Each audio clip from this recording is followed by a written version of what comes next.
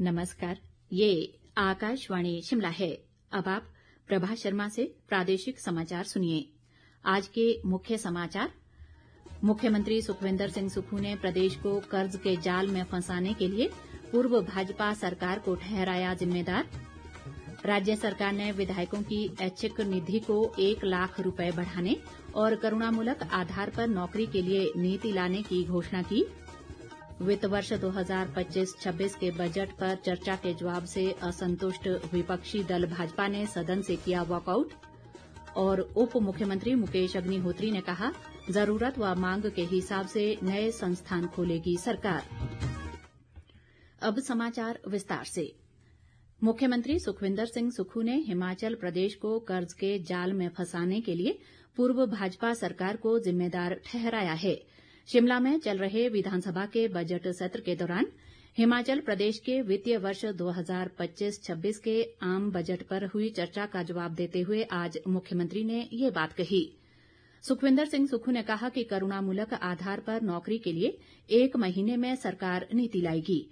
उन्होंने विधायकों की ऐच्छिक निधि को 1 लाख रुपए बढ़ाने की घोषणा भी की। मुख्यमंत्री ने बिजली बोर्ड का सिविल विंग अन्य विभागों में मर्ज करने की भी घोषणा की।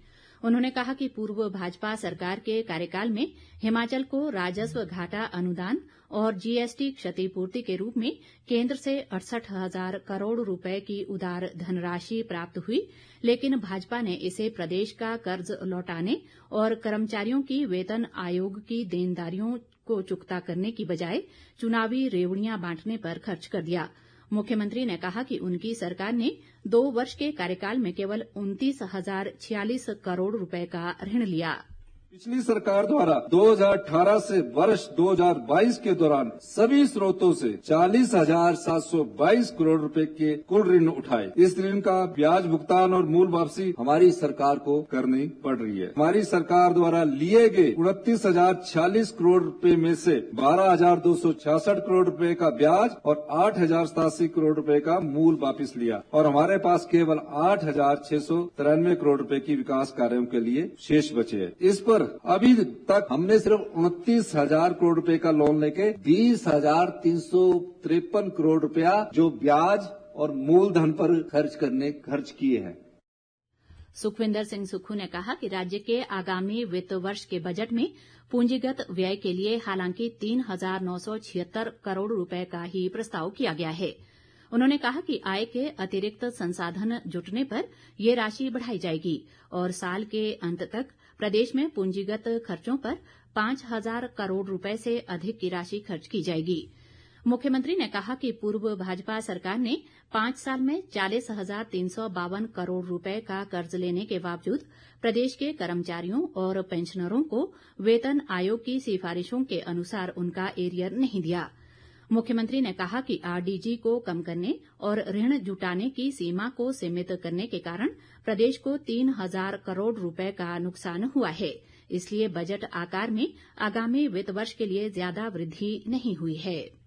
स्वाभाविक है कि यदि रिसोर्सेज कम होंगे तो बजट साइज भी कम ही होगा। 3,000 करोड़ रुपए के संसाधन तो सीधे तौर पर आरडीजी के ही कम होंगे। इसके अतिरिक्त केंद्र सरकार द्वारा निर्धारित ऋण सीमा 2020-21, 21-22 और 23-24 के मुकाबले 2024-25 में बहुत कम होगी और ऊपर से हमारी सरकार द्वारा ओपीएस लागू करने के कारण 1,700 करोड़ रुपए की ऋण सीमा में और कटौती कर दी गई। ओपीएस देने के बाद हमारी ऋण की सीमा में कटौती की गई। मुख्यमंत्री ने कहा कि पूर्व भाजपा सरकार को 5 साल में आरडीजी और जीएसटी मुआवजे के रूप में 68,000 करोड़ रुपए जबकि 11,000 करोड़ रुपए कोरोना के कारण आई मंदी को देखते हुए 15वें वित्त आयोग की सिफारिश पर मिले। इसके बावजूद पूर्व सरकार ने प्रदेश सरकार की देनदारियों को चुकता नहीं किया। मुख्यमंत्री ने दावा किया कि उनकी सरकार ने बीते 2 वर्षों में सुशासन पर जोर दिया है और संसाधन जुटाने और फिजूल खर्ची को भी कम किया है। इस बीच मुख्यमंत्री सुखविंदर सिंह सुक्खू सदन में जब बजट पर हुई चर्चा का जवाब दे रहे थे तो विपक्ष ने मुख्यमंत्री द्वारा कर्ज उठाने को लेकर दिए गए आंकड़ों का विरोध किया। नेता प्रतिपक्ष जयराम ठाकुर इस दौरान अपनी सीट पर खड़े हो गए और अपना पक्ष रखने की बात करने लगे, लेकिन विधानसभा अध्यक्ष ने इसकी इजाजत नहीं दी। इस पर पूरा विपक्ष ही अपनी सीटों पर खड़ा हो गया और कुछ देर के हंगामे व नारेबाजी के बाद सदन से उठकर बाहर चला गया। वॉकआउट के बाद जयराम ठाकुर ने पत्रकारों से बातचीत में कहा कि मुख्यमंत्री हर समय झूठ बोलते हैं। उन्होंने कहा कि पूर्व भाजपा सरकार ने पिछली कांग्रेस सरकार द्वारा लिए गए कर्ज पर 38,276 करोड़ रुपए का ब्याज और ऋण की अदायगी के रूप में चुकाया है। बावजूद इसके प्रदेश का विकास नहीं रुकने दिया। जयराम ठाकुर ने कहा कि मुख्यमंत्री अपनी विफलताओं को छुपाने के लिए केंद्र और पूर्व भाजपा सरकार पर आरोप लगा रहे हैं। ताजा समाचारों के लिए आप हमारे Facebook page All India Radio news Shimla, X handle @AIR News_ Shimla और YouTube channel AIR Shimla news पर लॉग इन कर सकते हैं। प्रादेशिक समाचार आकाशवाणी शिमला से प्रसारित किए जा रहे हैं। उप मुख्यमंत्री मुकेश अग्निहोत्री ने कहा है कि प्रदेश सरकार जरूरत और मांग के हिसाब से नए संस्थान खोलेगी। विधानसभा में आज प्रश्नकाल में संस्थान खोलने व बंद करने संबंधी सवालों के जवाब में उन्होंने कहा कि अगर विपक्षी सदस्य पूर्व सरकार द्वारा स्वीकृत किए गए बंद संस्थानों के बजट दस्तावेज उपलब्ध करवाते हैं तो ऐसे संस्थानों को सरकार फिर से खोलने पर विचार करेगी। उप मुख्यमंत्री ने आरोप लगाया कि पूर्व जयराम सरकार ने सत्ता में वापस आने के लिए आखिरी 6 महीने में 1000 ऐसे संस्थान खोले जिनके लिए न बजट और न ही पद सृजित किए थे। विधायक रणधीर शर्मा के सवाल के जवाब में मुकेश अग्निहोत्री ने कहा कि हर विधानसभा क्षेत्र में जल शक्ति विभाग का एक डिवीजन खोला जाएगा। उन्होंने कहा कि शिक्षा क्षेत्र और ग्रामीण विकास में सरकार संस्थानों का युक्तिकरण कर रही है। अग्निहोत्री ने कहा कि राज्य के हित में जहां भी संस्थान खोलने की जरूरत होगी वहां खोलेंगे, लेकिन अंधे तरीके से संपदा को नहीं लुटाया जाएगा। उप मुख्यमंत्री ने कहा कि ऐसा नहीं है कि पूर्व सरकार के खोले गए संस्थान बंद रखे जाएंगे। उनको सरकार खोल रही है, मगर मेरिट व डिमेरिट के आधार पर इनको खोला जा रहा है। इसी मुद्दे पर विधायक राकेश जम्वाल, सतपाल सत्ती और डॉक्टर हंसराज ने भी अपने अपने क्षेत्र से संबंधित प्रतिपूरक सवाल पूछे। विधायक आशीष बुटेल के सवाल के जवाब में राजस्व मंत्री जगत सिंह नेगी ने कहा कि हिमाचल प्रदेश में बीते 3 सालों में FRA के तहत 3,327 मामले मंजूर किए गए हैं। उन्होंने कहा कि प्रदेश सरकार FRA के बारे में लोगों को जागरूक करने के लिए अप्रैल महीने में पंचायती राज प्रतिनिधियों की एक राज्य स्तरीय कार्यशाला आयोजित करेगी। जगत सिंह नेगी ने कहा कि प्रदेश सरकार लोगों के हित में इस कानून को लागू करेगी। राजस्व मंत्री ने कहा कि भाजपा सरकारों ने हमेशा ही इस कानून को ठंडे बस्ते में डाले रखा, लेकिन अब ऐसा नहीं होगा। इसी संबंध में विधायक अनुराधा राणा के प्रतिपूरक सवाल पर जगत सिंह नेगी ने कहा कि FRA के तहत 52 मामले स्वीकृत किए गए हैं। विधायक विपिन सिंह परमार के एक सवाल के जवाब में उद्योग मंत्री हर्षवर्धन चौहान ने कहा कि यदि SIDC में काम करने में किसी ठेकेदार की कोताही पाई गई तो उसके खिलाफ कार्रवाई की जाएगी और उस पर जुर्माना भी लगाया जाएगा। राज्य के वित्तीय वर्ष 2025-26 के बजट पर विधानसभा में आज अंतिम दिन भी चर्चा जारी रही। इस दौरान सत्ता पक्ष ने जहां बजट को सराहा, वहीं विपक्ष ने इस बजट को सिरे से पूरी तरह निकारा। भाजपा विधायक सतपाल सिंह सत्ती ने कहा कि ये कहना बिल्कुल गलत है कि आर्थिक स्थिति के लिए पूर्व सरकार जिम्मेदार है।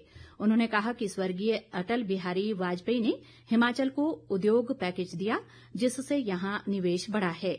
इसके बाद मोदी सरकार ने हिमाचल को कई बड़े प्रोजेक्ट दिए हैं, जिसका पूरा श्रेय केंद्र सरकार को जाता है। सतपाल सत्ती ने हिमकेयर योजना को चलाए रखने की मांग की।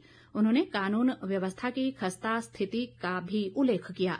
सतपाल सत्ती ने कहा कि ऊना के पेखुवेला और गुजरात में लगाए गए सोलर प्लांट में 100 करोड़ रुपए का फर्क है, जिसकी खोजबीन होनी चाहिए। चर्चा में भाग लेते हुए विधायक विनोद कुमार ने कहा कि कांग्रेस सरकार मंडी में अंतर्राष्ट्रीय हवाई अड्डा बनाकर दिखाए। उन्होंने कहा कि प्रदेश की जनता मुख्यमंत्री द्वारा पेश किए गए बजट से ठगा महसूस कर रही है। उन्होंने विधायक क्षेत्र विकास निधि को 3 करोड़ करने और विधायकों की ऐच्छिक निधि को बढ़ाकर 25 लाख करने की मांग की। चर्चा में विधायक अनिल शर्मा ने भी हिस्सा लिया। हिमाचल प्रदेश पावर कॉरपोरेशन के चीफ इंजीनियर विमल नेगी की संदिग्ध मौत मामले में भाजपा ने आज शिमला स्थित राजभवन में राज्यपाल शिव प्रताप शुक्ल को निष्पक्ष जांच संबंधी एक ज्ञापन सौंपा।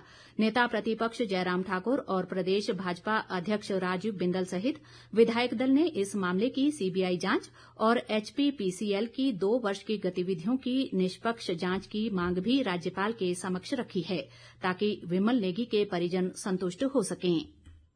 विमल नेगी चीफ इंजीनियर एचपीपीसीएल जिनकी मृत्यु हुई, इनकी डेड बॉडी मिली और परिवार के लोगों का बार बार इस बात के लिए आग्रह था कि ये इन्वेस्टिगेशन फेयर होनी चाहिए और इसलिए ये जांच सीबीआई के माध्यम से करवाई जाए। पार्टी के हमारे प्रदेश के अध्यक्ष डॉक्टर राजीव बिंदल जी, पूरा विधायक दल ने राज्यपाल महोदय जी को एक ज्ञापन दिया जिसमें परिवार की ओर से जो आग्रह किया था उसका भी हमने जिक्र किया कि सीबीआई की जांच मांगते हैं, सीबीआई की जांच हो। इनसे आग्रह किया है कि आप अपने कार्यालय का प्रभाव इस सारी चीज के लिए सुनिश्चित करें कि भी इसमें फेयर जांच हो।